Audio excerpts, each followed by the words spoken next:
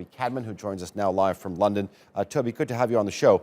All right, yes, we know that the president, Donald Trump, has avoided criticizing MBS. He's shied away from placing blame on him, and he's also blocked congressional efforts to censure the Saudi government. I mean, what does it say when you have a foreign government asking favors like this from other countries?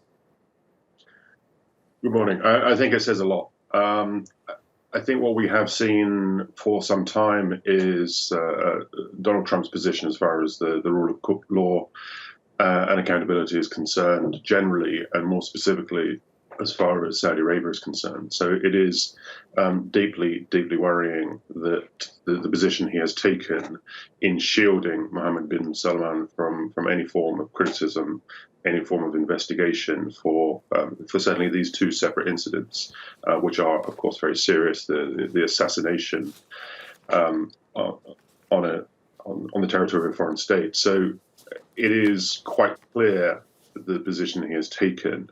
Hopefully, we will see a very different position come the 20th of January. But I think he'll do whatever he can to protect bin Salman from suit until that time.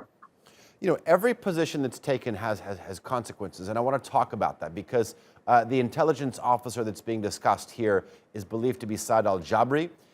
It's believed that he's in exile in Canada.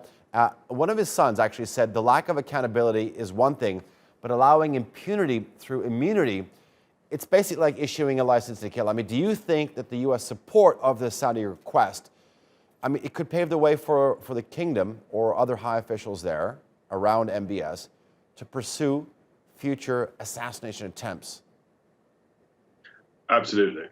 So, I mean, first of all, it's not uncommon in a case such as this for a claim of immunity to be asserted by the state.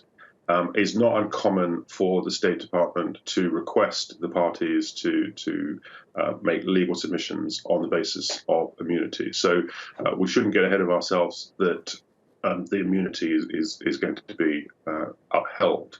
But obviously, if the U.S. administration does maintain, and the State Department does maintain the immunity of Prince Mohammed bin Salman, and first of all, he's not a head of state, so the basis upon which he's going to be given immunity will be complex.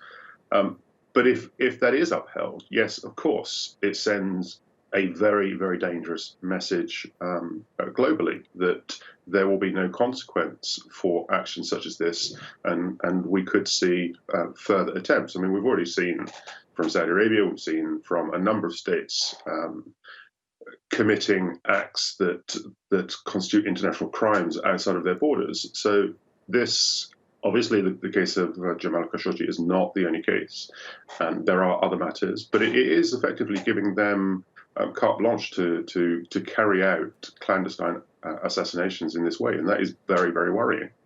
All right. Toby Cadman, I'm afraid we're going to have to leave it there. Thank you very much for your analysis. I do appreciate it.